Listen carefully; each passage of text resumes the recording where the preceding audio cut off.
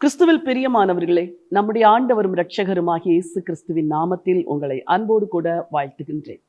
ஒரு புதிய மாதத்தை துவங்கி அந்த புதிய மாதத்திற்குள் நம்மை நடத்த வைத்த தேவனுக்கு உள்ளத்தின் ஆழத்திலிருந்து நன்றியை தெரிவிக்கிறேன். ஒவ்வொரு நாளும் நாம் தியானிக்கிற இந்த டுடேஸ் விக்டரி உங்களுக்கு ஆசீர்வாதமாய் இருக்கிறது என்பதை அறிந்து நான் ஆண்டவரை ஸ்தோத்திரிக்கின்றேன். கர்த்தருடைய வார்த்தை மட்டுமே இந்த உலகத்தில் நம்மை பலப்படுத்தக்கூடியது. நினைத்து பாருங்கள், கடந்த நாட்கள் மாதங்களிலெல்லாம் எத்தனையோ வசனங்களை கொண்டு ஆண்டவர் நம்மை பேசி திடப்படுத்தி இருக்கிறார்.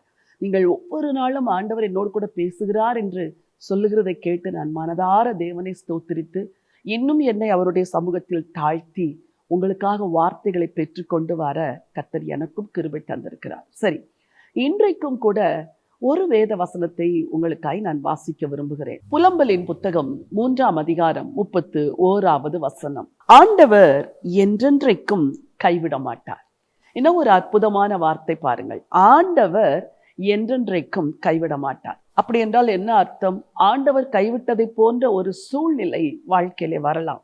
சில சுகவீனங்கள், சில பலவீனங்கள், சில நஷ்டங்கள், சில மரணம், ஏன் சில கஷ்டமான கடினமான பாதைகள், இதெல்லாம் எனக்கு ஏன் நடக்கிறது என்று நீங்கள் கேட்கலாம்.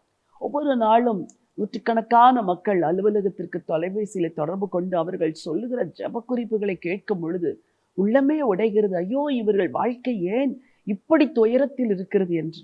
ஆனால் ஆண்டவர் உங்களுக்கு கொடுக்கிற நம்பிக்கை என்ன தெரியுமா? ஆண்டவர் என்றென்றைக்கும் கைவிட மாட்டார். ஒரு காலகட்டம் யோசேப்புக்கு தேவன் கைவிடப்பட்டதை போன்ற காலம். ஆனால் அவரை நினைப்பதற்கும் தேவன் ஒரு நேரம் வைத்திருந்தார் அல்லவா? இந்த அதிகாரத்தில் அடுத்த வசனம் சொல்லுவதையும் வாசிக்க விரும்புகிறேன். வசனம் 32. அவர் சஞ்சலப்படுத்தினாலும் தமது மிகுந்த கிருபையின்படி இறங்குவார். என்ன அற்புதமான வார்த்தை பாருங்கள். ஆண்டவர் என்றென்றைக்கும் கைவிட மாட்டார். கைவிடப்பட்டதை போல இருக்கிற சூழ்நிலைமை அவர் சஞ்சலப்படுத்தினாலும் அவர் திரும்ப நம் மேல் இறங்குவார். எனக்கு அன்பானவர்களே, காலை வேளையில சஞ்சலத்தோடு இந்த நாளை துவங்கி இருக்கிறீர்களா? கவலையோடு இந்த நாளை துவங்கி இருக்கிறீர்களா? ஐயோ, எதிர்பாராத ஒரு நிகழ்வு இன்று நடந்து விட்டதே என்று நினைத்த துக்கத்தோடு கூட இருக்கிறீர்களா?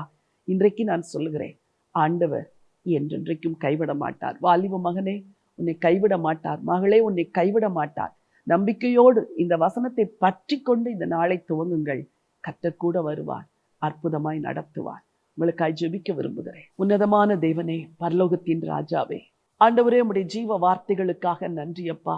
ஆண்டவர் என்றென்றைக்கும் நம்மை கைவிட மாட்டார். அவர் சஞ்சலப்படுத்தினாலும் தமது மிகுந்த கிருபையின்படி நம்ம மேல் இறங்குவார் என்ற வார்த்தையின்படி உங்க பிள்ளைங்க வாழ்க்கையில கர்த்தாவே நீர் இரக்கம் செய்து அவர்கள் மேல் தயவை கட்டளையிட வேண்டும் என்று சொல்லி ஜெபிக்கிறேன். சஞ்சலப்படுத்தினாலும் சஞ்சலத்தின் வழியாய் கடந்து சென்றாலும் நீர் கைவிட மாட்டீரப்பா.